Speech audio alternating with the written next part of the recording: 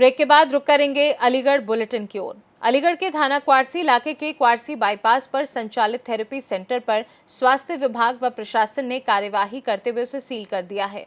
9 जुलाई को फिरोजाबाद के पूर्व विधायक अपने बेटे की थेरेपी कराने इस थेरेपी सेंटर में आए थे।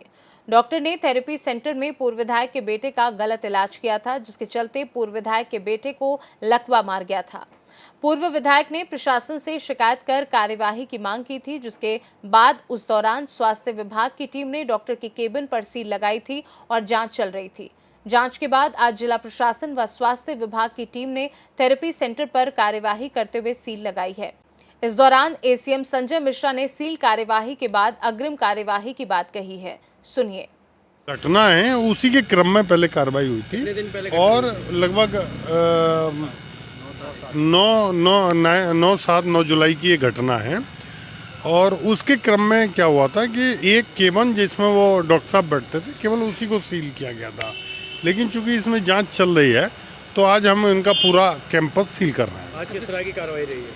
आज जो है उनका पूरा कैंपस हम सील कर रहे हैं और उसमें पुलिस ने कुछ जांच की है। उसमें किसी पार्टी से भी संबंध था उनका जिनके साथ घटना हुई? नहीं, इस बारे में मैं कुछ नहीं बता पाऊंगा। अलीगढ़ से सी न्यूज संवाददाता संजीव शर्मा की रिपोर्ट। अलीगढ़ में एक युवक अपने ससुराल से लापता हो गया। युवक के परिवार ने हत्या की आशंका जताई है, वहीं पुलिस ने गुमशुदगी की रिपोर्ट दर्ज की है। दरअसल पूरा मामला अलीगढ़ के थाना बरला क्षेत्र के अंतर्गत खारी का नगला का है, जहां एक युवक अपनी साली की शादी में शामिल होने के लिए ससुराल आया हुआ था, जहां अचानक युवक 11 जुलाई 2024 को ससुराल से गायब हो गया। वहीं जब बेटा ससुराल से घर नहीं लौटा तो उसकी मां 14 जुलाई को अपने बेटे को तलाशती हुई उसके ससुराल खारी का नगला थाना बरला पहुंची, लेकिन बेटे के बारे में कोई जानकारी नहीं हुई। युवक की मां के द्वारा इस पूरे घटनाक्रम की जानकारी वरिष्ठ पुलिस अधीक्षक एवं अन्य संबंधित अधिकारी को दी है, लेकिन 10 दिन बीत जाने के बाद भी पुलिस युवक का कोई सुराग नहीं लगा पाई है।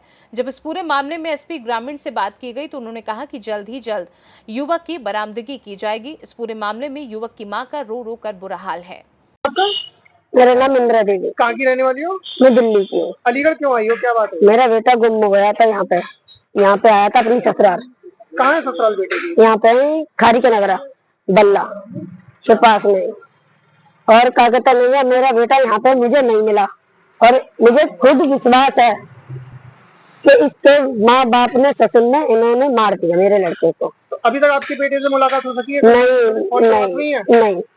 तो उसकी जो सौतेली माँ है, ससुराल गई तो क्या आपको महसूस हुआ, क्या पता चला? मेरे से पता चला कि उसकी माँ है कह रही है कि तुम्हारा लड़का यहाँ नहीं है, तुम्हारा लड़का तो मार दिया। किसने मार दिया, क्या बोला है उन्होंने? उसने बोला कि ये माँ बेटियों ने और बाप बेटन ने, इन 4 जनों ने मारा है। तो अब आप क्या चाहती हो? मैं इंसाफ चाह रही हूँ। मुझे मेरा बेटा चाहिए, मरा हुआ जिंदा कैसे भी हो मुझे तो। अलीगढ़ से सी न्यूज संवाददाता संजीव शर्मा की रिपोर्ट। अलीगढ़ मुस्लिम विश्वविद्यालय के छात्रों ने बावे सैयद गेट को बंद करने के बाद प्रदर्शन किया। छात्रों का कहना है लंबे समय से छात्रों को भ्रमित किया जा रहा था। छात्रों ने अपनी मांगे एएमयू प्रशासन के सामने कई बार रखी, लेकिन आज तक कोई कार्यवाही नहीं की गई। जहां आज छात्रों के द्वारा बावे सैयद गेट को बंद करते हुए प्रदर्शन किया गया है, वहीं इस दौरान छात्रों का क्या कुछ कहना है, सुनिए। देखिए, तकरीबन 100 से 150 स्टूडेंट्स की यहाँ पे ऐसी तादाद है जिनका ग्रेजुएटिंग का मसला है और पिछली साल भी उनको अलाउ किया गया था एडमिशन के लिए। अब उनके मास्टर्स में और उनके ईयर बैक है तो उनको ईयर बैक क्लियर नहीं किया जा रहा है और लिहाजा इसी वजह से उनके पूरे साल की मुस्तकबिल के साथ खेल हो रहा है। और अगर आप किसी चेयर पे बैठे हैं तो आपको अदल और इंसाफ की बात करनी होगी और अलीगढ़ मुस्लिम यूनिवर्सिटी का एक तलबा उतना ही मायने रखता है जितना कि हमारी इस यूनिवर्सिटी के वाइस चांसलर की सीट मायने रखती है। तकरीबन 150 की तलबाओं की तादाद है, मैंने आपको जैसे कि भी बताया। अब ये बताइए कि बार बार जो है चक्कर लगा रहा है, हर एक तलबा चक्कर लगा रहा है एडमिनिस्ट्रेशन का। किसी भी ऑफिस में चले जाइए, वहाँ पे क्या होता है ये सुनने को मिल रहा है कि मीटिंग चल रही है, 5-5, 6-6 घंटे की आपकी मीटिंग चल रही है। चलिए हम समझ रहे हैं आप यूनिवर्सिटी के अच्छे के लिए मीटिंग कर रहे हैं या फिर आप बहुत अच्छे कोई आपके उस पर टॉपिक होंगे, लेकिन क्या तलबा ज़रूरी नहीं है? गेट बंद कर देना या यहाँ पे आके खड़े हो जाना ये एक आखिरी चीज़ बचती है तलबा के पास, उसकी अपनी बात को इस रिजिड एडमिनिस्ट्रेशन के कानों तक पहुँचाने के लिए। मांगे क्या है? कि मांग यही है कि कम से कम एटलीस्ट वाइस चांसलर जो हमारे नईमा गुलेज हैं, मैडम को मिलना चाहिए। कम से कम 5 मिनट का समय तो वो निकाल सकती है ना स्टूडेंट्स के लिए। इसी यूनिवर्सिटी के स्टूडेंट हैं, कहीं बाहर के तो है नहीं, और मुद्दा भी इसी यूनिवर्सिटी का है और वो वाइस चांसलर भी इसी यूनिवर्सिटी की हैं। 5 मिनट मुलाकात कर लें, बच्चों की जो डिमांड है वो सुन लें और ये मसला हल हो जाएगा। लेकिन कोई बात ही करने को तैयार नहीं, कोई मिलने के लिए तैयार नहीं है। बताइए क्या किया जा सकता है? अगर डिमांड पूरी नहीं होती है तो वाज़े तौर पे बता दें कि धरना कंटिन्यू रहेगा। और अभी तलबा कम है, धीरे धीरे यहाँ पे और तलबा आ जाएंगे, सब इकट्ठा होकर के बैठ जाएंगे। और ये प्रॉपर वे में जब तक बात नहीं सुनी जाएगी, मैडम जब तक टाइम नहीं देंगी, जब तक कंटिन्यू ये धरना रहेगा। क्या नाम है? मेरा नाम नवेद चौधरी है। आज किस मामले को लेकर आज ये गेट बंद किया गया? क्या आज का जो मामला है वो बड़ा ही शर्मनाक मामला है पूरे उन 150 बच्चों के लिए जो इस मुश्किल परिस्थिति से गुजर रहे हैं। अपना चुपचाप यहाँ धरना प्रदर्शन करते हुए प्रॉक्टर टीम द्वारा उन्हें घसीटा जा रहा है। अभी पीछे आप देख सकते हैं स्टूडेंट से बदतमीजी करी गई है, अभद्र भाषा यूज़ करी गई है, ठीक है, ज़बरदस्ती उनको गेट खुलवाया जा रहा है ज़बरदस्ती। वो अपना धरना प्रदर्शन कर रहे हैं सिर्फ किस खातिर कि उनका करियर बच जाए, मुस्तकबिल बच जाए। आप किसी कुर्सी पे बैठे हैं और कुर्सी पे बैठ के जिस इंस्टीट्यूशन की कुर्सी पे बैठे हैं उसके तलबा का अगर आप हक और इंसाफ न कर पाएँ तो आपको अपनी कुर्सी छोड़ देनी चाहिए। क्या डिमांडों को लेकर बैठे? डिमांड है कि जो 150 बच्चे हैं उनकी ग्रेजुएटिंग हो जाए, जो काउंसलिंग चल रही है उसको एक्सटेंड करा जाए और उनको उनका करियर बचाने का मौका दिया जाए। एमयू प्रशासन से बात हुई? एमयू प्रशासन कोई कोऑपरेट नहीं कर रहा है, धक्का मुक्की कर रहा है, गाली गलौज कर रहा है, मारने और तोड़ने की धमकी दे रहा है। क्या छात्रों को धरना नहीं करने दे रहे? और क्या दिख नहीं रहा आपको सामने? पीछे एजिटेशन कर रहे हैं। धरना तो इससे पहले का गेट बंद रहा है, लेकिन अब तक क्यों गेट खुलवाने जा रहे हैं? जब बच्चों को आप 7 से 8 दिन 10 दिन टहलाएंगे, ये कहेंगे कि बात चल रही है, हो रहा है, तो उसके बाद लड़कों के पास और क्या चारा बचेगा? एक रीति रिवाज सा बना लिया है कि आप जाएं अपना धरना लगाएं, उसके बाद आपका काम होगा। क्या लड़कों का ये शौक़ है अपनी पढ़ाई लिखाई छोड़ के यहाँ बैठेंगे धूप में? क्या गाड़ियाँ खड़ी करके अपने ये धरना लगा रहे हैं? यहाँ से बैरिकेड हटा दिए गए, अभी धूप में यहाँ अभी गाड़ियाँ हटा के चादर वादरें भी बिछाएंगे, हम धूप में बैठेंगे, चाहे कोई बेहोश हो, मरे कटे, कुछ भी हो। तब तक रहेगा? जब तक मांगे पूरी नहीं हो जाएंगी तब तक धरना रहेगा। हमारी कुछ सिंपल, हमारी जेन्युइन डिमांड है, हमें हमारा करियर बचाने का मौका दिया जाए। बच्चों को जो 150 बच्चे हैं जिनकी ग्रेजुएटिंग रुकी हुई है। क्या नाम है आपका? मेरा नाम हमजा जमशेद है, मैं स्टूडेंट लीडर हूँ अलीगढ़ मुस्लिम यूनिवर्सिटी। अलीगढ़ से सी न्यूज़ संवाददाता संजीव शर्मा की रिपोर्ट। अलीगढ़ के राजविहार कॉलोनी रामघाट रोड थाना महुआ खेड़ा क्षेत्र में पति और 2 बच्चों को छोड़कर पुलिसकर्मी प्रेमी के साथ महिला फरार हो गई। पत्नी को वापस पाने के लिए पीड़ित पति बेटी और बेटे के साथ अधिकारियों के दफ्तर के चक्कर लगा रहे हैं। पीड़ित ने कहा, अगर दोषी पुलिसकर्मी के खिलाफ कार्यवाही नहीं हुई तो वह बेटा बेटी के साथ आत्महत्या कर लेगा। पीड़ित का आरोप है कि जिले के उच्चाधिकारी जेल भेजने की धमकी देते हैं। पीड़ित ने क्या कुछ बताया, सुनिए। देवेंद्र सिंह। देवेंद्र सिंह, क्यों परेशान है आप? सर परेशान है, यशवंत सिंह नाम का ड्राइवर एक मेरी कॉलोनी में रहता था और मेरी पत्नी को भगा के ले गया। 8/8/2000 को मेरी पत्नी चली गई, पहले वो गई, उसके बाद में यशवंत सिंह मेरे यहाँ से खाली करके चला गया कि मेरे ट्रांसफ़र हो गया, जबकि वो यहीं था और मेरी पत्नी को लेकर रह रहा था। उसके बाद में हमें कोई जानकारी नहीं थी। जानकारी जब हुई कि इस तरीके से मैंने पुलिस विभाग में एसएसपी साहब के, डीआई साहब के यहाँ बहुत चक्कर लगाए, मुझे कोई मदद नहीं मिली। पुलिस विभाग की तरफ से कोई ने ये कह दिया कि तुम्हें जेल में डाल देंगे, मुझे धमकियां दी गई और उसके प्रति कोई कार्रवाई नहीं की गई। मैं केवल योगी सरकार से यही कहना चाहता हूँ, हाथ जोड़ के यही विनती करता हूँ कि योगी सरकार 8 मिनट में न्याय दिला रही है। 8 मिनट में मुझे 2.5 साल हो गया, 2.5 साल से मुझे कोई न्याय नहीं मिला। प्रशासन के प्रति क्या भरोसा रखें हम लोग? क्या न्याय की उम्मीद करें इस वर्दीधारियों से? क्या उम्मीद करें हम इन वर्दीधारियों से? इन्होंने मेरा हंसता खिलता परिवार उजाड़ दिया, मिट्टी मिला दी। हम मुर्दे के समान हैं, हम रोज मरते हैं और रोज जीते हैं हम लोग, केवल एक पुलिस वाले की वजह से, एक पुलिस विभाग के ड्राइवर यशवंत सिंह यादव की वजह से मेरे बच्चे अनाथ हो गए, बिना माँ के हो गए। अधिकारियों के चक्कर लगा रहा हूँ मैं। 27 दिसंबर को मैंने एसएसपी साहब को एप्लीकेशन दी, उन्होंने मुझे धमका के भगा दिया। डीआई साहब के पास गया, थाने गया, चौकी गया, मुझे धमकी दे के आया, कोई कार्रवाई नहीं हुई। मुझे परेशान क्या, आत्महत्या करने के लिए करता कि हम तीनों मर जाएं। योगी सरकार को इनाम दे हम मर के, तो योगी सरकार में हमें न्याय मिल रहा है। 8 मिनट में न्याय दे रही है, खाकी हमें न्याय दे रही है। हम क्या करेंगे जी कि समाज के डर से मर गए, जिसकी समाज में इज्जत नहीं उसका जीना क्या, वो मरी है और हम वास्तव में मरे हुए हैं। आज एक इस आदमी ने 2 परिवारों को उजाड़ दिया, बच्चे अनाथ कर दिए। क्या न्याय को उम्मीद करें हम, क्या न्याय को उम्मीद करें? योगी सरकार कहती था न्याय देंगे, 8 मिनट में न्याय मिलेगा। एक बेटी है आपके पास और एक बेटा है, जी, इतना छोड़ के चली गई, कितनी उम्र होती है? उम्र करीबन मेरे हिसाब से 45 के करीब है सर। हाँ, और उसकी यशवंत की भी शायद 46-47 के करीब होगी साहब। मेरी हम उम्र ही है सर वो। तो आपके घर में किराए पर रहता था? नहीं, ये पड़ोस में रहता था सर, किराए पे ही।